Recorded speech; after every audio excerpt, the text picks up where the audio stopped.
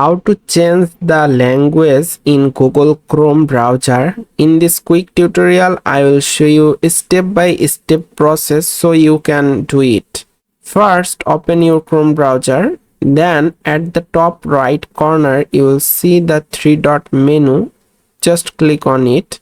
From the menu, you just need to go to Settings. Click on Settings.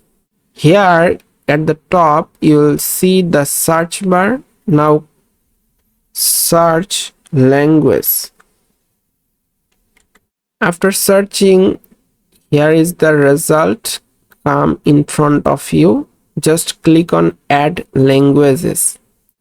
Now a pop-up will show in front of you. Here is the checklist of all languages.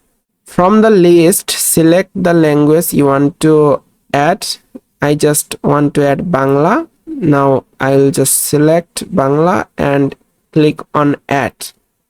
If I click on Add, you see the Bangla language is added.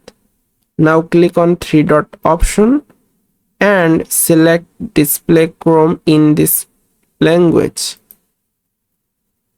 Then you will see the relaunch button. Just click on relaunch option.